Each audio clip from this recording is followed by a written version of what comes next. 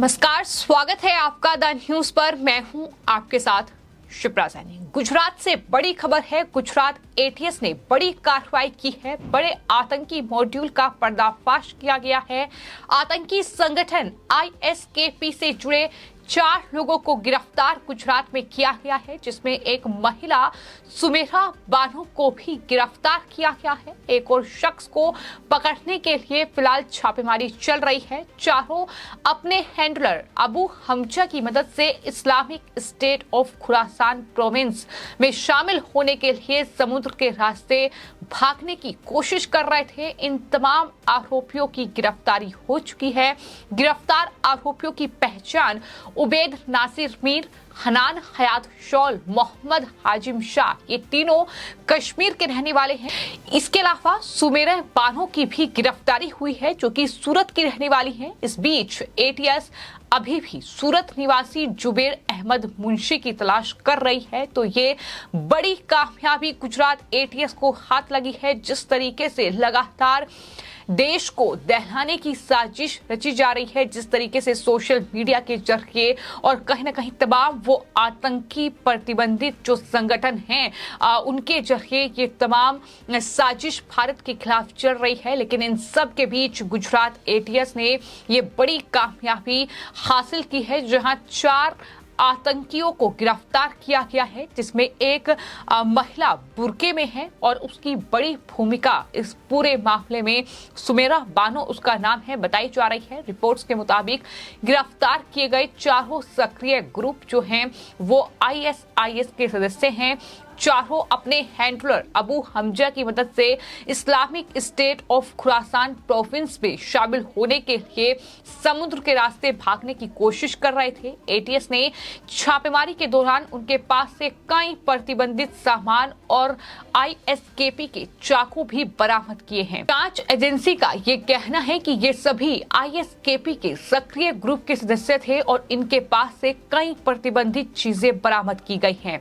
इनके पास से चाकू भी मिला है। पूछताछ में ये पता चला है कि सुमेरा बानो ने तमिलनाडु में शादी की है। वो अपने अब्बू से मिलने के लिए कन्याकुमारी से सूरत आई थी। उनके पास से 4 मोबाइल फोन जो है वो बरामद किए गए हैं। सुमेरा बानो इस्लामिक स्टेट के मॉड्यूल के लिए काम करती थी। इसके अलावा लव जिहाद के लिए 16 से 18 साल के मुस्लिम लड़कों को तैयार करती थी। ये भी बड़ा खुलासा हुआ है ताकि इन्हें भी आईएसआईएस और आईएसकेपी में शामिल किया जा सके। सुमेरा लव जिहाद के रैकेट में भी शामिल थी। ये भी बड़ा खुलासा हुआ है। तो सुमेरा को सूरत के लालगेट इलाके से पकड़ा गया था और फिर पोरबंदर लाया गया था। उससे पूछताछ के बाद पोरबंदर से 3 और लोगों को हिरासत में लिया गया। सुमेरा बानो भी ईरान के रास्ते अफगानिस्तान जाने की योजना बना रही थी। यानी ये कितना बड़ा मॉड्यूल था। एक प्रतिबंधित आतंकी संगठन आईएसकेपी, जिसके ये सदस्य जो कि अफगानिस्तान जाने की फिराक में थे, उनकी गिरफ्तारी हुई है। एटीएस के डीआईजी दीपेंद्र भद्रन ने ये ऑपरेशन जो है 9 जून को शुरू किया था। एटीएस की इन आरोपियों पर पिछले कुछ महीनों से नजरें गड़ी हुई थी और उनकी हर एक गतिविधि को ट्रैक लगातार किया जा रहा था। छापेमारी के लिए एटीएस ने 4 टीमें बनाई थी, जिसके बाद 2 टीमों को पोरबंदर दरिया में लगाया गया था, जबकि अन्य जो 2 टीमें बची थी उन्हें द्वारका इलाके और पोरबंदर में छापेमारी वो टीमें कर रही थी। इसके अलावा एटीएस की टीम ने गुजरात के भरूच, सूरत और दिल्ली में भी अलग अलग जगहों पर पड़ताल की है। इसके 2 दिन पहले एटीएस की एक टीम ने द्वारका के समुद्र में सर्च अभियान भी चलाया था। फिर एटीएस की टीम ने शुक्रवार को पोरबंदर में डेरा डाल लिया। और आपको ये बता दें कि ये बड़ी कामयाबी जो है वो गुजरात एटीएस को हाथ लगी है और गुजरात एटीएस लगातार आतंकी मॉड्यूल का पर्दाफाश कर रही है। इससे पहले गुजरात एटीएस ने पिछले महीने आतंकी संगठन अल-कायदा से जुड़े एक मॉड्यूल का खुलासा किया था। 22 मई 2023 को एटीएस ने अहमदाबाद से 4 बांग्लादेशी नागरिकों को गिरफ्तार किया था। ये सभी अहमदाबाद में अवैध रूप से रह रहे थे और मुस्लिम युवकों को अलकायदा में भर्ती कर रहे थे। बिल्कुल इसी तरह राष्ट्रीय जांच एजेंसी एनआईए ने मध्य प्रदेश में आईएसआईएस से जुड़े एक आतंकी मॉड्यूल का पर्दाफाश करते हुए 3 लोगों को गिरफ्तार किया था।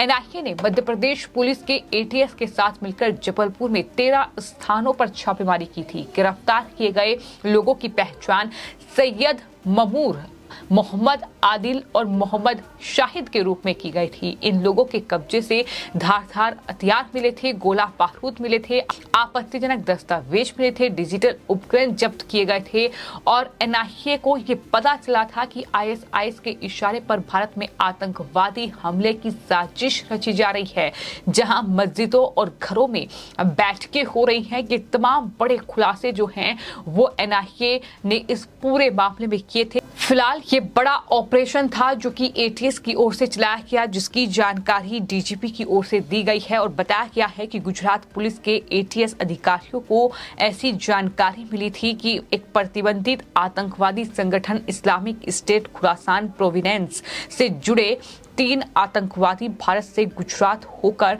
बाहर जाने वाले हैं। तथ्य मिलने पर फिर एटीएस के अधिकारियों ने पोरबंदर से 3 लोगों को गिरफ्तार किया।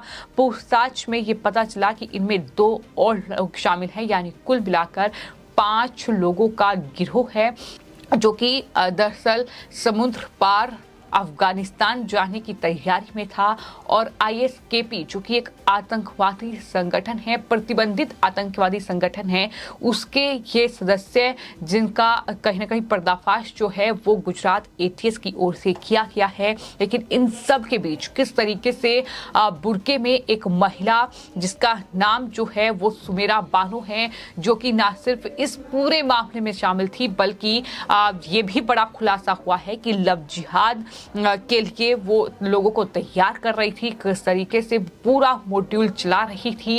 ये बड़ा खुलासा हुआ है कि इस महिला की जो भूमिका है इस पूरे मामले में वो काफी संदिग्ध है और यही वजह है कि गुजरात एटीएस की छानबीन अभी भी जारी है।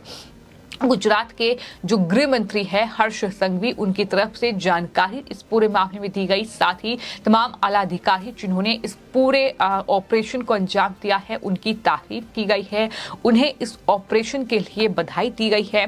तो कुल मिलाकर ये एक बड़ा मामला जहां छापेमारी के दौरान कई जो हथियार हैं वो बरामद किए गए हैं और ये पता चला है कि किस तरीके से दरअसल ये आतंकवादी मॉड्यूल है जिसका पर्दाफाश किया गया है और किस तरीके से एक महिला सुमेरा बानो ने इसमें अहम भूमिका निभाई है। 3 कश्मीरी जो युवक हैं उन्हें गिरफ्तार किया गया है। तो ये बड़ी कामयाबी गुजरात एटीएस को हाथ लगी है।